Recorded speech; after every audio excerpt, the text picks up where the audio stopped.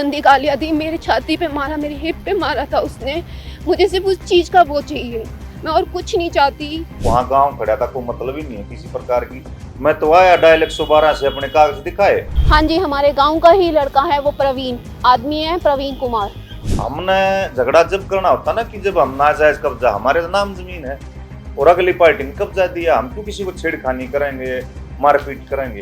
उसने बात करने की बजाय सीधा ही उसने हाथापाई करी। उसने मेरे हस्बैंड को मारना शुरू किया, मेरी कोली भर के ले गया, कीकरों की तरह घसीटने लग गया। उसने मेरे बहुत मारे। ईश्वर और इसका लड़का आए, उसके साथ 10-15 आदमी थे और मेरे कर्मचारी वहाँ ये काम करा रहे थे, उनको धमकी देकर उनके साथ गाली गलौज हाथापाई करके चले गए। कमर पे मारे, मेरे मुंह पे थप्पड़ मारे, बहुत मारे। उसने नीचे गिराए, मेरी छोटी छोटी दोनों बेटियों को उसने थप्पड़ मार के और आगे की तरफ धकेल दिया। कब्जे की भी एक जगह ले रहे इकट्ठे किले, और ये आरोप मेरे पर लगा रहे हैं कि मैं कब्जा कर रहा हूँ। मेरे पूरे पेपर हैं, अगलवा कब्जा था, मेरे को दे दिया, कोई जमीन में डिस्प्यूट नहीं। पुलिस ने कोई कार्रवाई नहीं करी। पुलिस आके खड़ी होके उनके साथ बस वार्तालाप करती रही।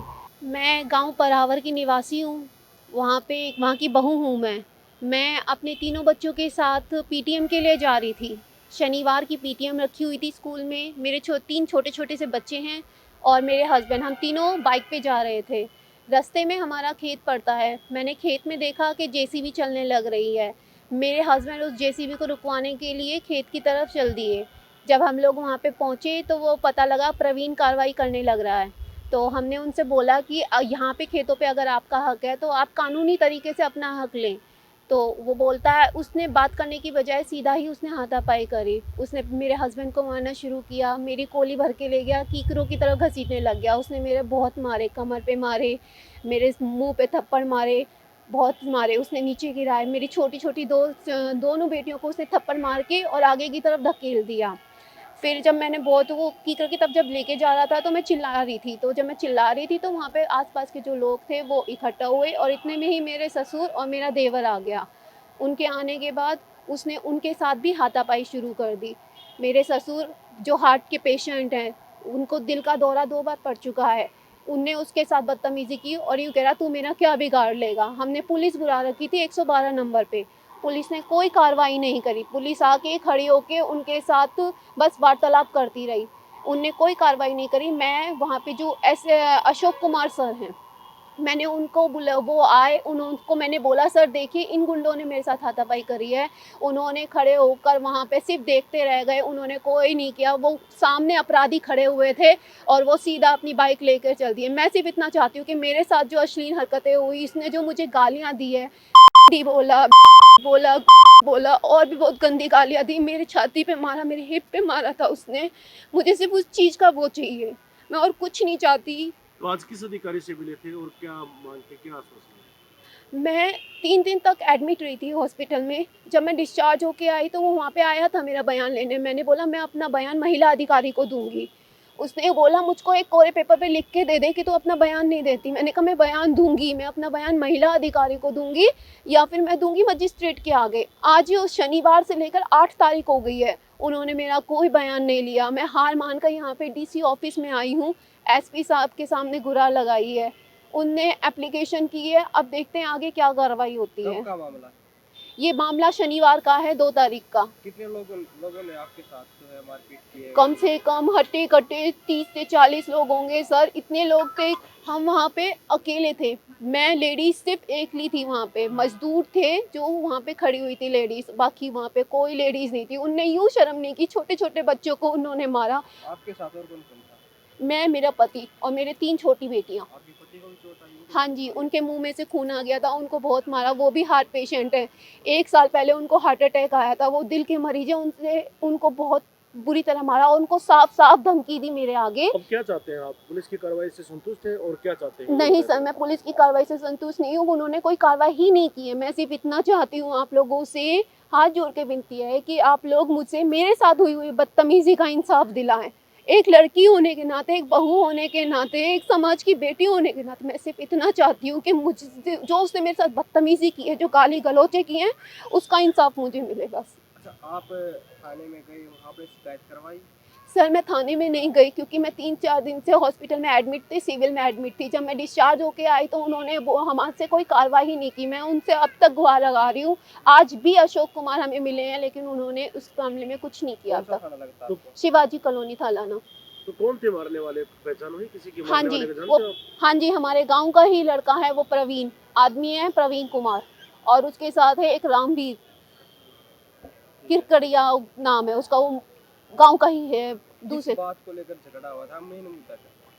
मेन मुद्दा तो जी हमारी खेती बाड़ी का है। ये जो हमारे खेत लगते हैं वो अवैध रूप से उस पर कब्जा कर रहा है। उसका हक बनता है लेकिन वो कोर्ट में जाए। हम लोगों ने कोर्ट में केस चला रखा है तो इसका मामला तो कोर्ट देगी कि उसका हक कहाँ पड़ता है, लेकिन वो जबरदस्ती जबरन उन खेतों में घुस रहा है जिन खेतों पे हम लोग अपना सालों से खेती बाड़ी करते आ रहे हैं। हमारा हक रहा है उन खेतों पे।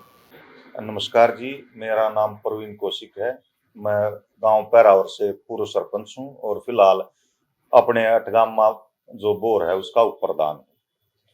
और जो आज ये आपने जो सूचना दी का आरोप लगाया जमीन कब्जाने का, तो ये 30/8/2023 को मैंने कागज देखकर पूरे जमाबंदी से तसल्ली कर और सिगड़क राम जो गांव का ही है, सन ऑफ सीता, उससे ये जमीन खरीद ली। खरीदने के बाद उसका इंतकाल करा दिया प्रॉपर, सारे कागज चेक करके। और जो किला उन्होंने बताया था कि ये हमारे हैं, हम इनको बोते हैं, मैंने उन पे अपना बोकर तार फेंसिंग करने का काम कर रहा था। और एक आधा किला ऐसा था जहां की जो इस पार्टी से मैंने लिया था उन्होंने कभी उसको छेड़ा नहीं था, वहां कीकरी वगैरह रही थी। तो मैं वहां अपना वो कीकरी साफ करवा रहा था 4-5 दिन पहले। और पिलर मैंने वहां दूसरी जगह 2 पार्ट में जमीन थी, वहां अपने पिलर वगैरह कर लिए थे कि उसमें जानवर ना घुस पावे।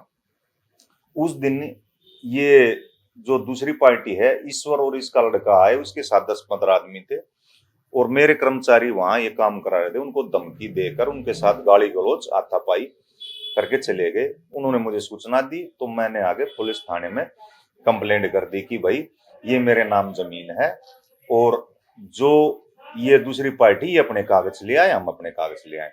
तो हमने जब आईओ को कागज दिए तो उन्होंने, जो ये दूसरी पार्टी है, मैंने उनको ये बताया कि जो ये ईश्वर सिंह है एज पर रिकॉर्ड लगभग 5 एकड़ का मालिक है और मेरी जमीन से अलग भी ये 5 एकड़ एक्स्ट्रा किसी दूसरे की जमीन बोता है नाजायज बोके, और इसने अवैध कब्जा कर रखा है। वह पार्टी को इसने धमकी दे रखी है, उन्होंने गांव इसकी वजह छोड़ रखा है। सारा मैटर ये है, ये तो क्या नियत है इनकी, जो इकट्ठी खेवट कह रहे हैं, ये खेवट नहीं 85 एकड़ की इकट्ठी खेवट है और सब ने अपनी अपनी जगह बांट रखी है। ये जो व्यक्ति है ये 5 एकड़ एज पर रूल ये जो कह रहे हैं इन 85 जगह लेनी चाहिए, ये अपनी तो एक जगह ले रहे, पहली बात। दूसरी बात, कब्जे की भी एक जगह ले रहे इकट्ठे किले, और ये आरोप मेरे पर लगा रहे हैं कि मैं कब्जा कर रहा हूं। मेरे पूरे पेपर हैं, अगलों का कब्जा था, मेरे को दे दिया, कोई जमीन में डिस्प्यूट नहीं। इनका सिर्फ एक ही मकसद है, मेरी सामाजिक छवि को खराब करना। मैं एक सामाजिक कार्यकर्ता हूं और मैंने भारतीय जनता पार्टी से सन 2018 में टिकट पर चुनाव लड़ा था। उससे पहले मैं सरपंच भी रह सका हूं। फिलहाल अठगामे का प्रधान हूं, गौशाला का संरक्षक हूं। इनका सिर्फ और सिर्फ एक ही मकसद है कि ये मेरी व्यक्तिगत छवि को खराब कर और अपना जो ये जमीन और ज्यादा भी बोरे हैं उस पे इस बहाने और काबिज हो जाएंगे। इनका जो उन्होंने एक छेड़खानी और मारपीट का आरोप लगाया आप पर, उन्होंने डायल 112 को बुलाया था। देखो, जब मैं गया तो कर्मचारी काम कर रहे थे और मुझे तो ये नहीं पता, छेड़खानी तो वहां गांव खड़ा था, कोई मतलब ही नहीं है किसी प्रकार की। मैं तो आया डायल 112 से अपने कागज दिखाए और उन्होंने फोटो खींच के अपना कि भाई आप यहाँ मौजूद हो, उसके यही बात हुई थी। मुझे पता चला या एडमिट भी हुए, डॉक्टर ने फिट एंड फाइन लिख दिया। और जब एक जमीन का मामला है, अगर कोई झगड़ा होता तो चोट भी लगती। हमने झगड़ा जब करना होता ना कि जब हम नाजायज कब्जा, हमारे नाम जमीन है, और अगली पार्टी ने कब्जा दिया। हम क्यों किसी को छेड़खानी करेंगे, मारपीट करेंगे? हमने जरूरत क्या है जब कानून से सारा काम हो रहा है।